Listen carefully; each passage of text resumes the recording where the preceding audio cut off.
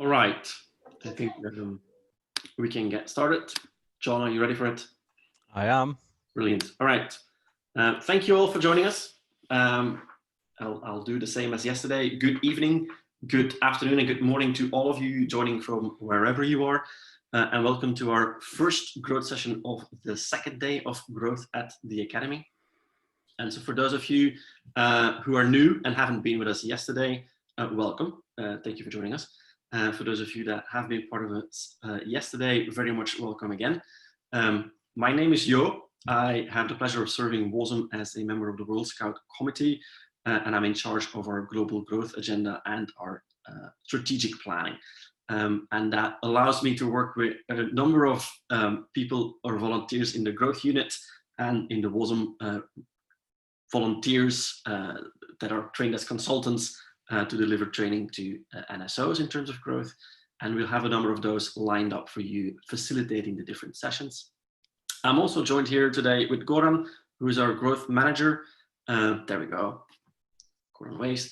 And so we're here to answer any questions that you might have when it comes to growth. I've explained this yesterday, but I'll explain it again for the people that are joining us now.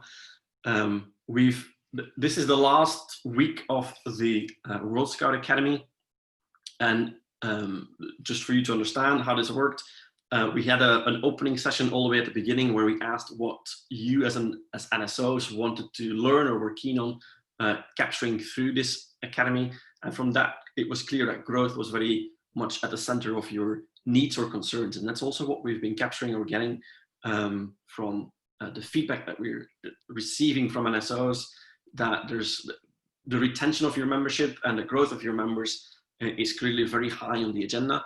And so we wanted to create this moment to provide that support already a little bit now in terms of answering questions about how to go about it in the post-COVID-19 situation. And I'm also very happy to say that we will have a very big focus on growth or continuing growth and supporting NSOs in doing so. On the one hand on recruitment, and on the other hand on retention of your current membership in the months going forward. So in the recently launched Growing Stronger Together plan, and that was launched 2 weeks ago or 10 days ago, you will see that, which takes us from where we are in August all the way to the World Scout Conference in 2021. Growth is on the top of the agenda right there, because we really understood that this is really a major concern for all of you. So having said that, this brings me to the agenda of this weekend, and I just wanted to highlight, yesterday we focused a lot on growth and recruitment, so how to do a recruitment campaign and how to support local groups in doing that. And sorry, it's not captured on the slide, but the day before that, on Friday, we had a session on diversity and inclusion to growth.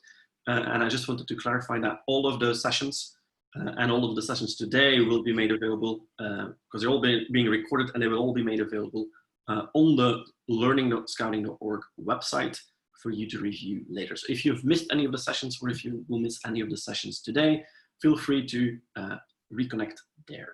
A couple of things before we get started. You can use the chat room or the chat window of the Zoom framework to ask any questions at any stage that you might have. And if you have any particular issue, or there'll be a Q&A session at some point where you can also raise your hand, so you can do that. You have a button to raise your hand, and then we'll give you the floor.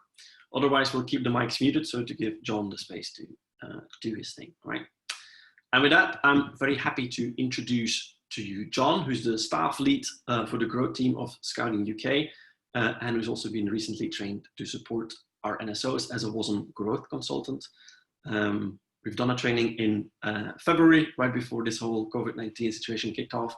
And we had some really, really engaging discussions with him, so I'm very happy to have him here with us. He really has a wealth of experience and expertise, so I'm sure that he'll be able to share that with you today. So without further ado, I'm going to give the floor to John, and I'll let you take it away. John, the floor is yours. Thank you. Thanks, Jo, and thanks for that really flattering introduction. I will try and live up to the reputation you've just given me. The first thing that I want to say is that retention is important, and it's not just important because of coronavirus. Retention is something that we should have been looking at for a long time. Don't worry if you haven't. It's absolutely something we need to look at in the future, past coronavirus, past COVID-19.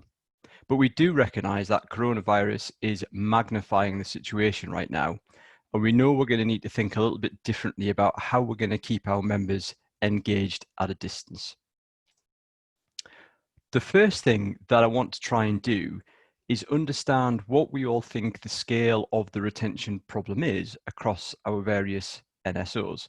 So we're not quite sure how this bit is going to work. So we've got three different options.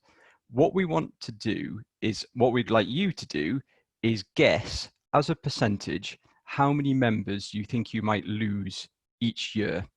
Now you can do this one of three different ways. You can turn on your camera, you can write that number down on a piece of paper and show it on the screen, or you can write it in the chat box, or I don't know if Zoom still lets you do this, but you can change your name, put your country name and a percentage.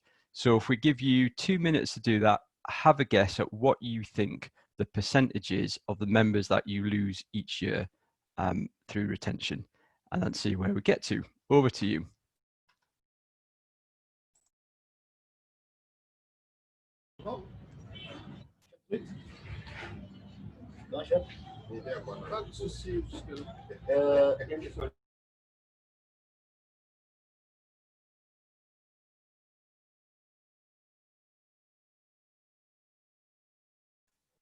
So we've got 5% from Yo, we've got 50% from Charles.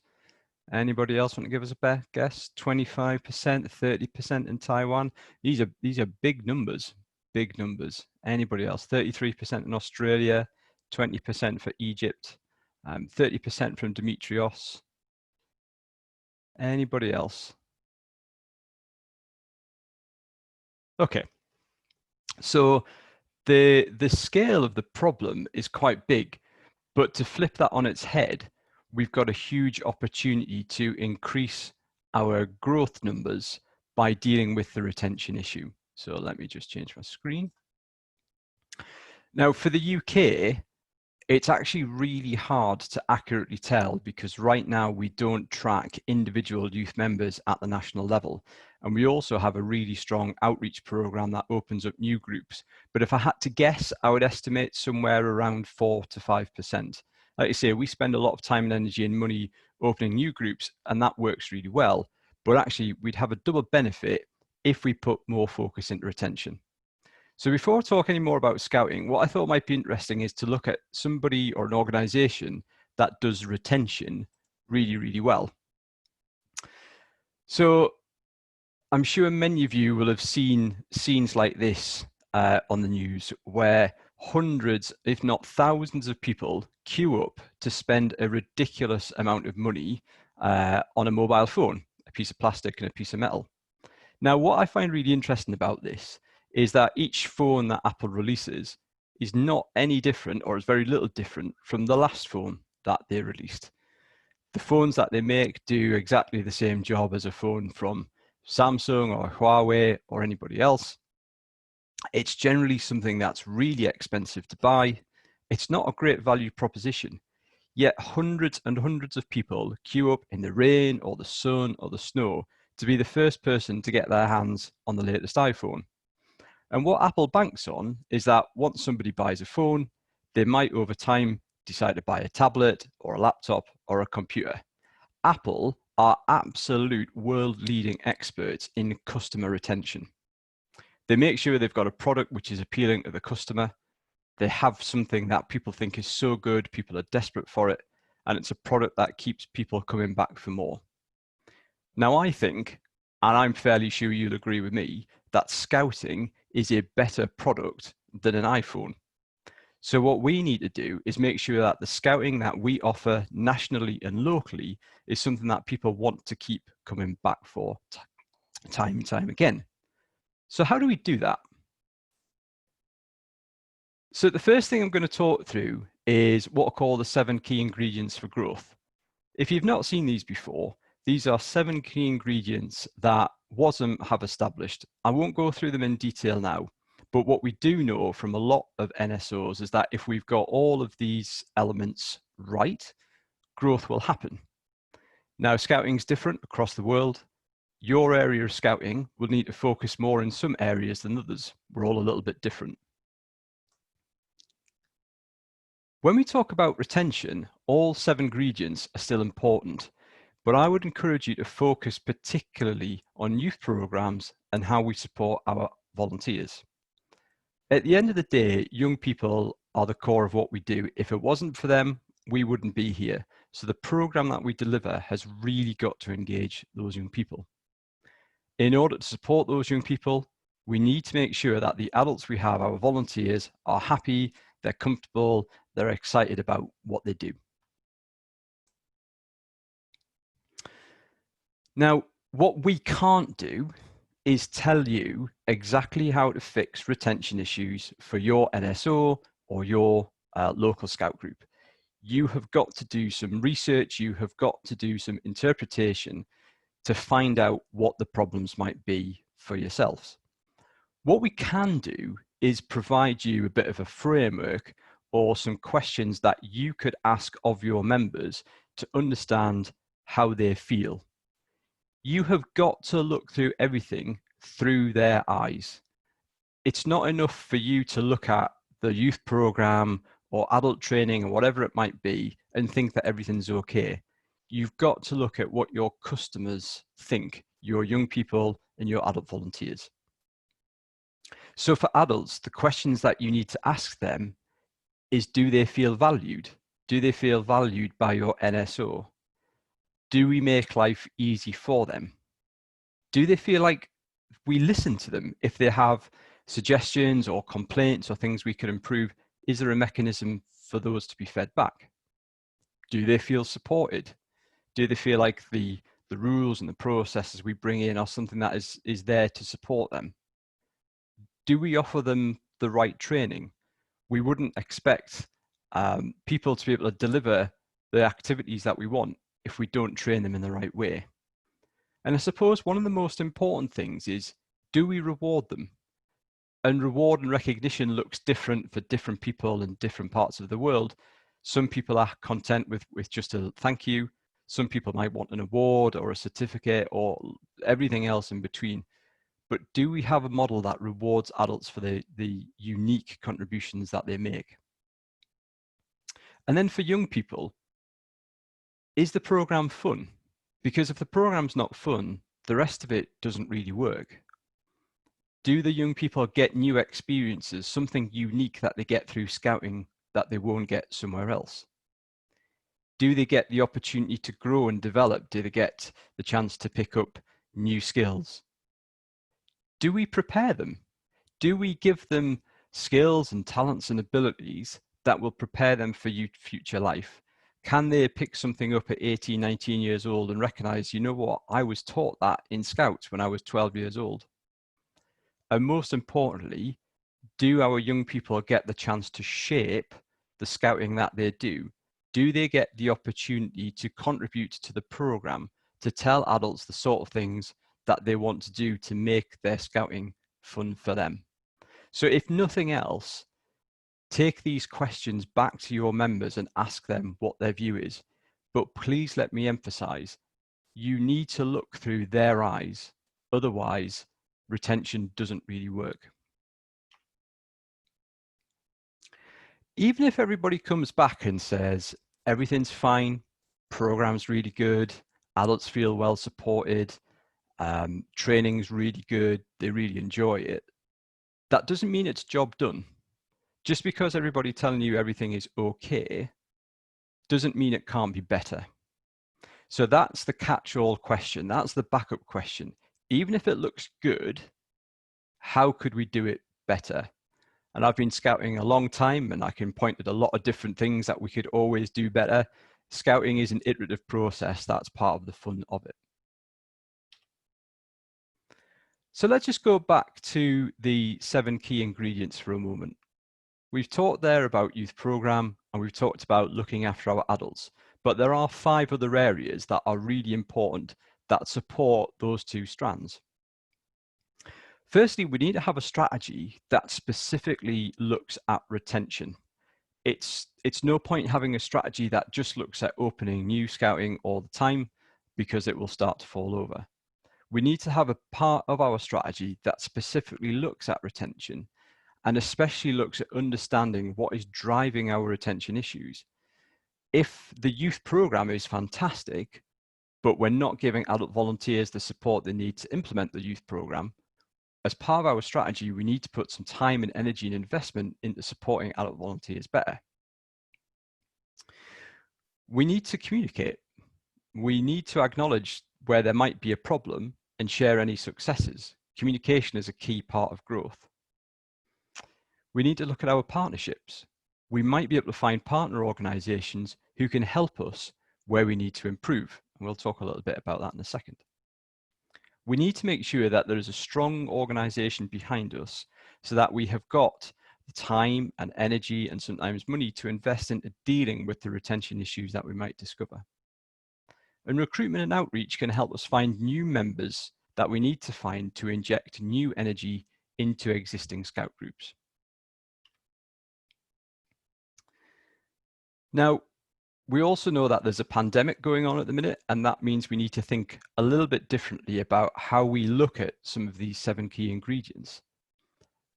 Remember, again, program is the essence of what we deliver. So we need to think about now how we can adapt the program so young people can have the best possible experience, even though we might have to deliver program digitally or remotely. Adults are having to deal with a lot of change in their lives, the way they work, the way they have to interact with their family, and so on. So we as NSOs need to think about the support that we need to deliver to those adults to get support they need through the pandemic. And again, I'll come on to that in a moment. Communications is particularly key, because we as NSOs might have to take more of the heavy lifting in communicating directly with groups and members, rather than relying on communication to come through groups. We need to think about how we can support adult volunteers to communicate remotely and digitally, where they would normally rely on a meeting weekly. We need to look at any partnerships we can explicitly use to support us with digital delivery. So for example, the UK Scout Association partnered with Zoom to provide accounts to groups across the UK. And we need to think differently about our recruitment and outreach work at this time. And there's questions there we can ask about: how do we access the sort of communities who just can't do any sort of digital scouting? Because although we can make program available digitally or over the web, that doesn't mean everybody can access it. So there's a lot of work we need to do to think about how we adapt our program and our ways of working for those communities.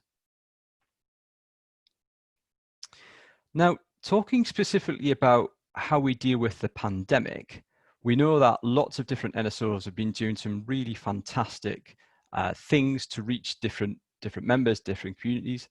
So we know that some groups have been posting program material out or challenges to people at home so that they can complete their work. Remember, as I said a second ago, not everybody can do digital, so we need to think about how can we reach as many people as possible. We know that some groups have set tasks or challenges for people to complete at home so that they can still make progress around their program badges or award badges, because not everybody might know what they need to do to complete their next badge. So anything we can do to help them understand that and understand the framework around badges is really helpful. We can always run program online, but if you've got a number of volunteers who are used to seeing young people face to face, they might be a little bit intimidated about running the program online. That is absolutely okay. We should be there to support them and make it safe and make it easy for them. We should also look at whether this could actually be a long-term alternative in some areas. So if your NSO has got a large waiting list, there is actually an opportunity to use remote or digital delivery of scouting in the long term to help access those young people who are on waiting lists who otherwise might not have the chance to join a normal scout group. So we need to start thinking about some of the positives that we get from this form of scouting and think about how we can implement these for the future. The other question is, how can we make this sustainable? Actually, delivering scouting online or remotely could be something that we can make very efficient and very sustainable. We could have fewer adults delivering more activities to more young people if they're doing it through Zoom or Teams or a lot of other digital platforms. So what can we do as an NSO to make sure we make the best program available to those young people and through those adults? Now, inevitably, there will be some risks that come with thinking a little bit differently, but these are risks that we can think about and we can plan through and we can work together to try and mitigate. So the first risk really that we found in the pandemic is about people's time. Because of the nature of people who we have that volunteer for us, certainly in the UK, a lot of our volunteers are key workers. They're doctors, they're nurses, they're teachers. They've been hit particularly hard by the pandemic, and they've probably got less time to give to scouting right now. But what we can do as we deliver a program digitally is we can ask groups to work together so we can provide more activities to more young people with fewer adults. I think there's a piece in there about how we provide the right tools and the right platform to our volunteers. There are lots of digital platforms and other tools out there. Some are safer than others, some are better than others. As an NSO, we need to think about what guidance we can provide to our volunteers to make it easy for them to pick and use the right systems and the right tools. Once we've got that sorted, we need to think about the skill sets that you need to deliver online. So normally I don't have a problem delivering presentations to hundreds of people. I normally quite enjoy it, but delivering this to you now digitally is something very different and not something I'm used to. So we need to think about the skills that we provide to our volunteers to be able to make the most of this opportunity. That doesn't necessarily need to be a training course or another module that they need to do. It can just be as simple as understanding which volunteers take to digital delivery really easily and get them to share some best practice with volunteer colleagues across the NSO. The last thing, but perhaps one of the most important thing, is about the right program material. We've all had to create new activities or update existing activities to deliver remotely. But is there a way that we can do this centrally or share ideas locally so that we always deliver the best possible activities for young people and save our volunteers time by being efficient with the way we plan our program and plan the activities we deliver? Excuse me. There's a quote that I saw the other day from Archbishop Desmond Tutu, and I really like this, and I think it can sort of be applied to retention. There comes a point where we need to stop just pulling people out of the river. We need to go upstream and find out why they're falling in. Now, this can sort of be applied to retention, but instead of falling in, we just need to think about why people are falling out. Why are people falling out of scouting? So I refer you back to those questions, and I want you to go and ask those of your members. I want you, as an action from this call, to go back to your NSO or your group, and I want you to find out why people are falling in or falling out, depending on which way you interpret the quote. Speak to your members. What's even more valuable is speaking to your past members. Find out why they left. What was it? It might be something really big that will take a long time to fix. It might be something really easy that you can fix really quickly. But the important bit is that you go, you find out, you are really honest with yourself and your organization about what went wrong and do something to fix it. I've gone through that much faster than I thought I did, and my sincere apologies. So we are now moving into the Q&A session of our program. So I'm going to go over to the chat box and ask if anybody has got any questions or comments or any thoughts or anything at all that you think I might have missed. Over to you all. John, there was a question from Charles in the chat window asking, what are the areas of cooperation UK Scouts are working with Zoom? Yeah, certainly. So we approached Zoom and asked them if there's a way that we could provide a platform to our volunteers that would cost them nothing, but was also compliant with our safety and safeguarding rules and regulations, so that parents felt safe and confident about their young people engaging through Zoom. So it took us a few weeks to do the negotiation and come up with a system that was compliant, but we were able to provide every group, district and county with access to the Zoom platform for their young people. It cost them nothing. It cost us centrally nothing. And it gave us the equivalent of about 10,000 licenses for free. But what that has also allowed us to do is do a bit of measurement of how much that platform is being used. And I can't remember the data off the top of my head, but 20, 30,000 hours, I think, of program have been delivered through the Zoom platform. That's incredibly impressive. Dimitrios has a point about here in Australia, we have huge support from national or state teams, but the screen fatigue is killing it. Yeah, that's a really good point. We can get really excited about delivering scouting online and digitally, but if it's only digitally, that's not giving young people the full rounded development that they need, and is very hard for leaders to deliver.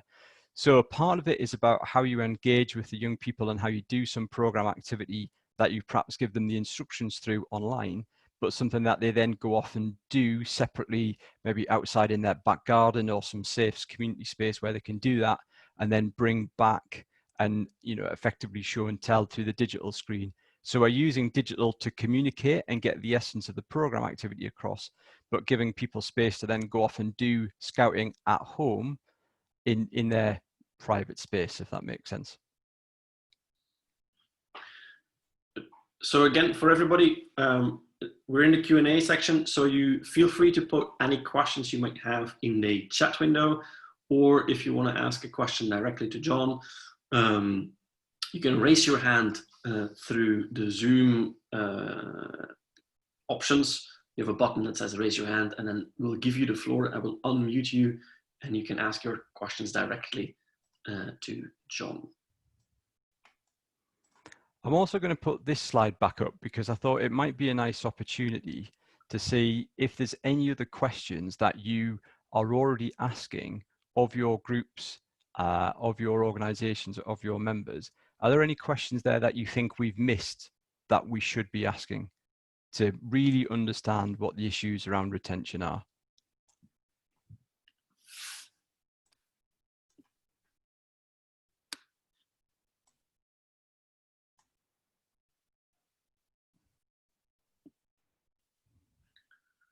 And if not, that's okay. In the meanwhile, John, maybe a question from my end, because your presentation, also because we asked for it, focused a lot on membership retention. Do you have any pointers in terms of also assuring retention of our adults in scouting, our volunteers? Yeah, definitely. So I think one of the key elements is, I mean, in the UK, we call it a review process, and it sounds really formal, but it's not meant to be. It's just about a regular check-in with adult volunteers. So if you manage a group locally, if in the UK, we'd call it a group scout leader, every 6 months or 12 months or whatever it might be, you should be making dedicated time for each one of the leaders in your team. It might only be 15, 20 minutes, 30 minutes, but some time just to understand where they are, how busy they feel in their lives, are they enjoying the scouting that they're doing, what do they want to do in scouting? Because we know in a lot of groups, people start helping in one section and they get stuck there for years and years and years. But actually what they'd like to do is work with a different age range or go into a particular specialty or whatever it might be. So the key thing for retention of adult volunteers is, again, asking those questions on the left-hand side. Do they feel valued? Have we given you the training you want? What is it you want to get out of your scouting? Because there's got to be something in it for the adult volunteer. where do they want to go, what do they want to do, and make sure that we as an organization listen to their needs and try our best to give them the opportunities that they want to have. Does that make sense? Perfect. There's a few more questions in the chat. However, I saw that Sharif Saad raised his hand, so I'm going to unmute him. And then Sharif, the floor is yours to ask your question. Hi, John. Thank you for the great words. I have a question about what do you think about the percentage? I know both is better, both are good, but what is the percentage which we should focus on most to retain old members who already know about scouting and left by their own, or to gain new members by marketing scouting? I know both are important. I know we should focus on both, but what is the percentage on focusing on each? So that's a really good question, and I suppose it depends on how you interpret it. Because if you're asking me the percentage of energy that we should put into retention and pure growth, then I think really it should be 50-50. I think we should put as much energy into retention as we put into pure growth, for want of a better phrase. But I also think we have to be realistic as well. Scouting is a great organization. We love it. We've all got a lot from it. Otherwise, we wouldn't be here. But scouting is not for everybody. So in the UK, we talk about scouting being available to everybody who wants to join. It's not yet, but that's what we're aiming for. But we also need to recognize that young people's tastes and needs and lifestyles change. So young people will come into scouting. They might have 3 or 4 really good years. Their lifestyle might change, and scouting is not the right organization for them. So I think our energy that we invest, it should be split 50-50. But we should never expect that we will never lose members. There will always be a small percentage of people who it's not for them and they need to move on. And I think as long as we've understood that, and as long as we've understood that that's a decision they've made, they've not left because, you know, we've done anything wrong or we've made them feel like they want to leave, that's okay. So split our energy and investment, but just be realistic about what we think the outcomes would be. What's really important is that we ask these questions to understand how our members or our past members felt about their experience in scouting. Does that answer your question? Yes, thank you. No problem. Maybe just to add a little bit on top of, as John, while you explore or the questions in the chat, there's a few more. Maybe just to add a little bit to what John was saying. I think it's difficult to set a percentage to it as to where you need to put the most resources or focus, whether that's retention or recruitment. And I think it's also going to depend from country to country and the stage of your NSO as it is. Having said that, though, there is a value, and I think John pointed to it by saying, look, go check with those members that have left your organization, why they have left, what are the reasons behind it, and what can you do to tweak to provide a response to that, right? But there's also absolutely a merit in trying to check with those young people that you're clearly not reaching. There's cohorts of the youth population that are not joining scouting. What are the barriers for them to join? And sometimes it has to do with how they perceive scouting to be. And then that's an image issue or a communication issue. And sometimes it does have to do with your program and they're just expecting different things or they get interested in different things. And so there might be a wealth of additional young people that are really very interesting to join scouting if you just make tweaks to your program by including more, whatever, maybe less outdoor activities or less adventurous activities and more group building things or more cultural things or whatever. And it doesn't need to mean that you change completely what your scouting program looks like. It's just that you tweak it a little bit and you still use the same scouting methodology and so forth. But by exploring what those non-recruited or non-scouts yet young people are looking for, it might actually also address some of the issues that the young people, your previous members that have left, would bring them back to your organization. So one doesn't per se exclude the other. I get your question, but for me, it's not per se an or question. It's not per se recruitment or retention. I think the two go hand in hand when you start delving into the issues to be addressed. John, have you had a chance to identify a few more questions? Yeah, so there was a really good question about why adults leave scouting.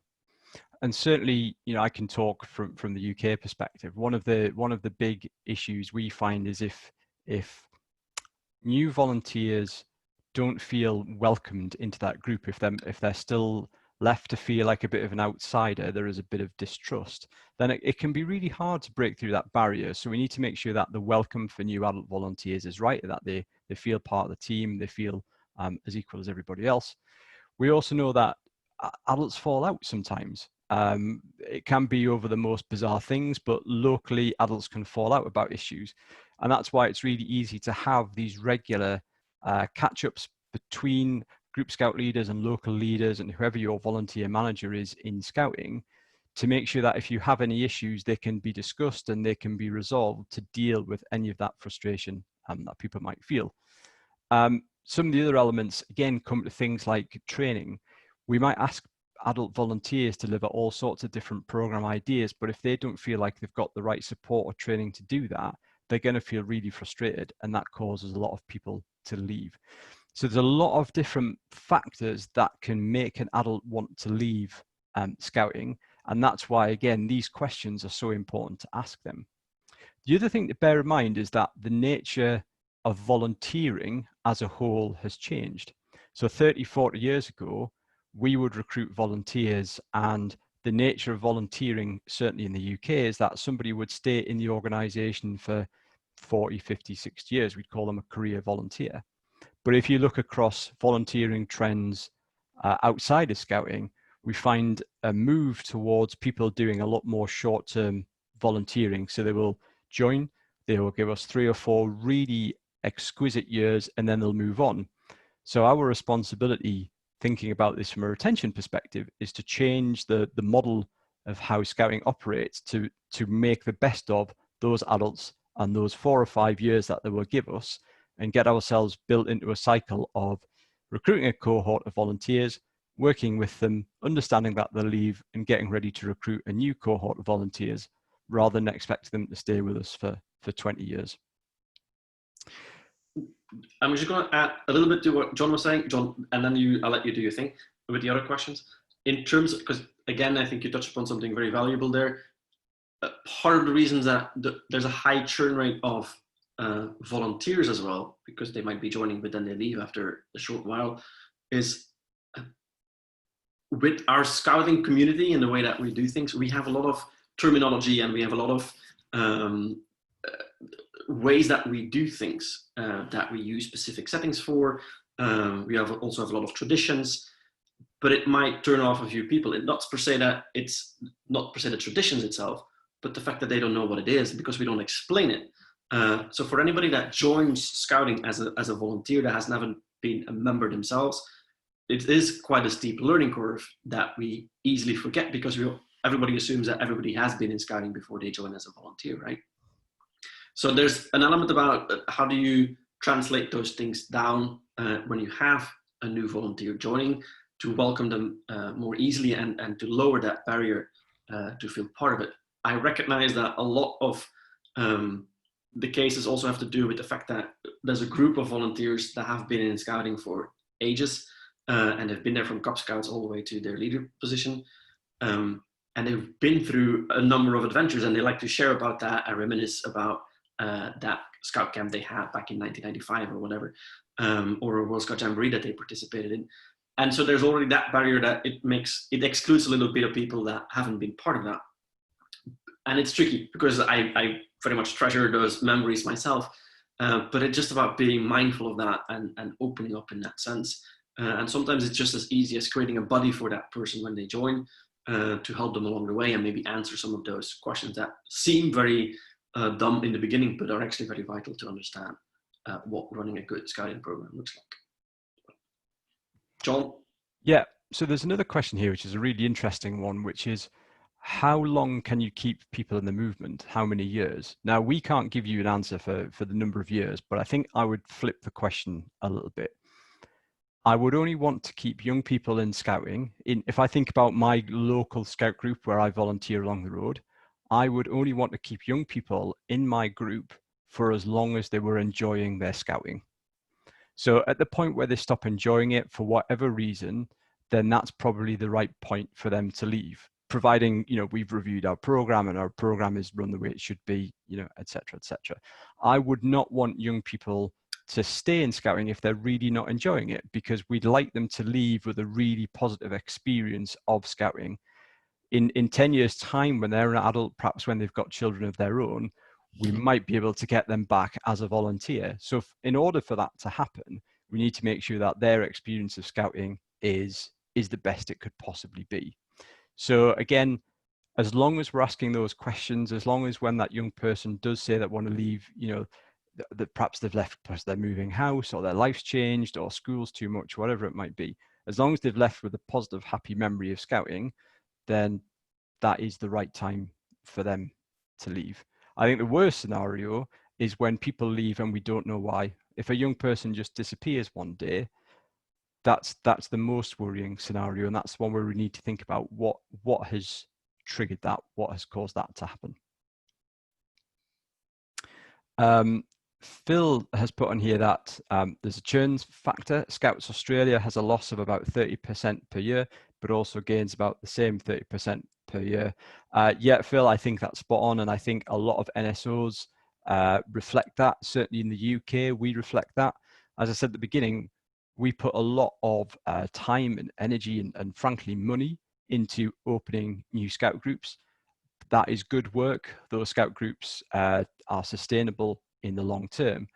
But because we don't track individual youth members at this point, all that growth work, new provision work that we do masks what the real retention problem is. So we, in essence, spend a lot of time, energy, and money to stand still because the numbers don't change all that much. So I don't think Australia is on its own with that one in any way, shape, or form. And that is exactly the reason that we put retention so high on the agenda for today during this Growth at the Academy weekend, but also moving forward, because, and I know that for a fact that Scouting Australia has done quite some extensive research into this, hence the reason that you have very good figures on it. But you're definitely not the only ones, as John is saying. I think Denmark is in exactly the same situation, in the fact that they lose a third of their membership every single year. And they make up for it with quite high recruitment numbers. But if you're losing 30% every single year, no matter how many recruitments you do, it's always going to balance each other out. So this retention dimension of growth is quite critical, and people very often underestimate the impact of not focusing on retention. Because no matter how many resources you put into recruitment, and you're doing your whole overview and change to your image, and you get a new logo and a new website and whatever, if you're not retaining your members, that's all a bit for naught. So I very much encourage NSOs, when they start working towards growth, to also have a big chunk of focus on that retention element, because it's critical. Yeah. So looking back at the comments, there's a couple of really good points in there about adult volunteers and the support and energy that they need, which is absolutely right. As I said earlier in the session, young people are the core of what we do, but without the adult volunteer network, it all falls apart. So we need to focus on young people and their program, and we need to focus on the support that adults get. And again, it's really important that we ask some really honest questions about training. You know, I'm not going to sit here and say that training in the UK is perfect. It's far from it, but we ask some really honest and open questions about the quality of the training, how much there is to do, is it accessible, is it modern, and we're continually improving what we offer to try and make it easy for adult volunteers to complete, especially as they've got so many demands on their time nowadays. So there's a bit of a tension point about making sure it's the right quality and making it as accessible as possible. And there's also been a question here about competition from other organizations. Yep, we have that in the UK, and I imagine all NSOs have that. And it's about how we understand and work with our partners. And it is about thinking of them as partners rather than competitors.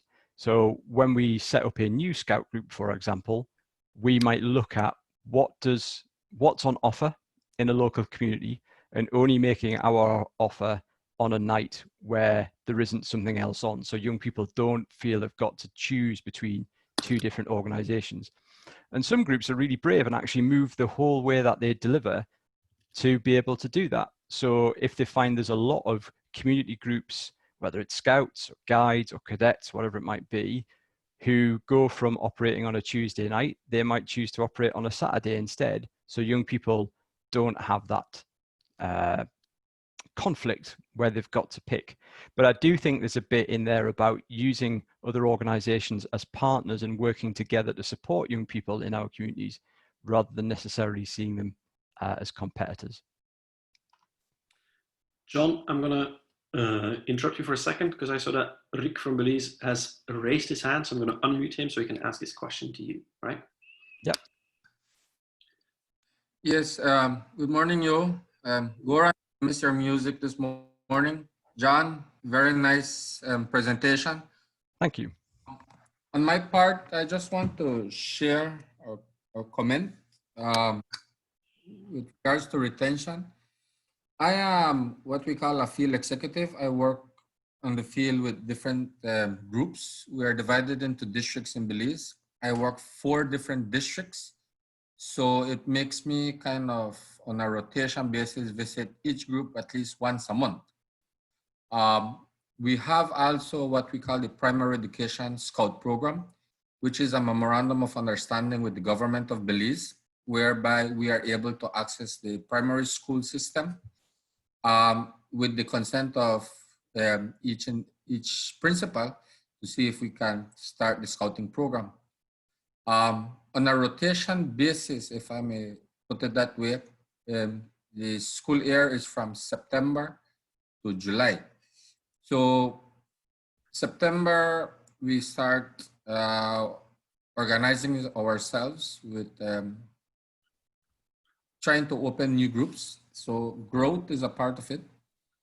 With existing groups, we have 2 things that come in mind: retention and consolidation. The consolidation basically comes that we do lose scouts by the end of July, so we need to fill in those gaps. The retention is on our part, or basically my part, is basically encouragement, whereby I have the members look forward to their investiture. Those that have already invested, they look forward to their first summer camp. And those that have already went to their summer camp, we encourage them to their first international activity, be it either here in Central America, the Caribbean, or in the US. When it comes to the older ones, which are the Venture Scouts, we encourage them, since we have the BSA program, that they can work for Scouts for a maximum of 8 weeks with the Boy Scouts of America. Nonetheless, when it comes to the adult part, here in Belize, the primary education system is that teachers tend to get transferred at the end of probably 3 years. So at a school, they're there for maximum of 3 years. So when we lose those volunteer teachers from a specific school, then we tend to lose the group. Despite that the principal supports the group, it does become a little difficult to identify somebody. Whereas the principal can identify somebody, we have to go through the entire process of training for them. Meanwhile, we already have what we call seasoned scouts. So those seasoned scouts then tend to lose interest. They look forward for my presence. When I'm there, oh yes, everything is fine and dandy. But then when I leave, that's a whole month that they are without me, and you have a new leader that knows absolutely nothing. So we tend to lose the group at times. Sometimes we don't. But again, we take the opportunity where a teacher is transferred to a new school, then we get to have a new school to be added to our to a new scout group then. So we kind of have that rotation basis, or what we call a cycle. But on the most part, with the adults, we make them feel valued. We make them take ownership of the group and the community that they come from. We make life easy for them in the sense that when I come prepared with a program for them. I have a system that this week you do such a thing, the following week you do such a thing. So even if I am not here, you take charge. We listen to them. I mean, answering all the questions. Yes, we do support all of that, even for the young people. And finally, when it comes to the, as you mentioned, the cadets, we have the police cadets, the BDF cadets. We have noticed that they use our program to run their program.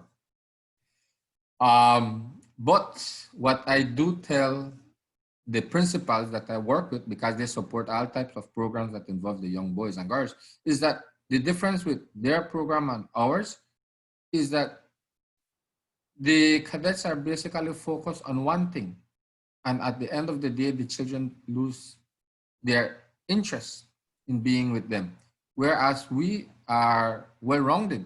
We look at everything else. And the best way I put it is that if you are in a band or an orchestra, one instrument will make noise. But when you put a lot of different instruments to make noise, you make beautiful symphony. So the principal tend to like that. They engage more the scouting program. And at the end of the school year, we have more people within our program than the other organizations have within theirs. But in a sense, as I talked with the adult leaders, we don't compete with them. We let the children make their decision, and they're the ones who slowly trickle into our scout groups.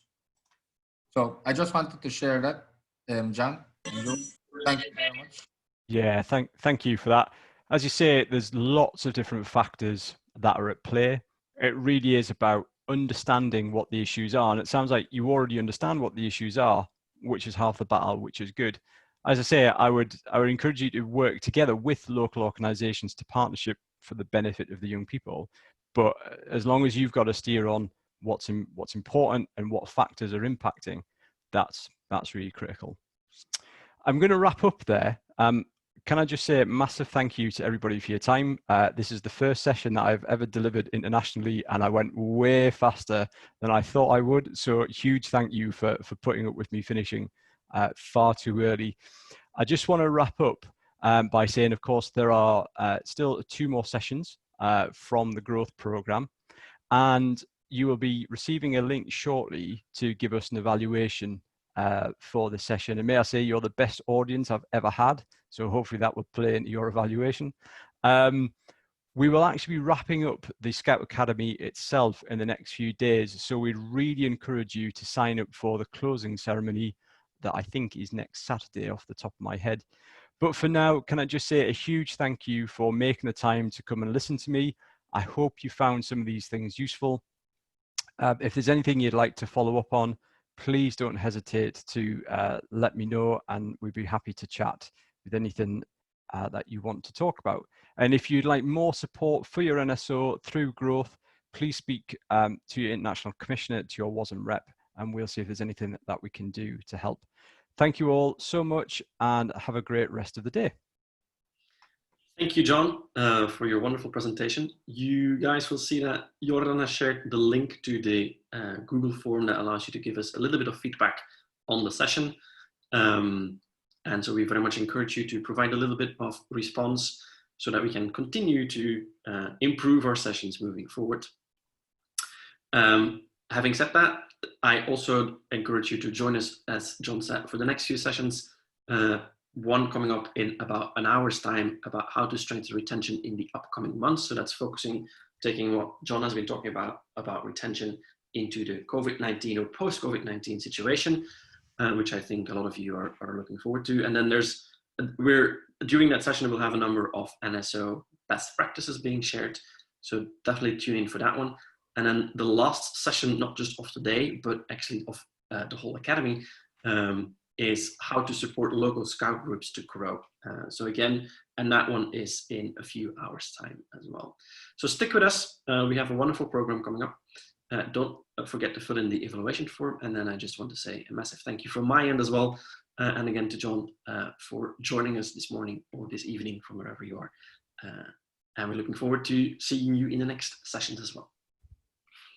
Thank you all.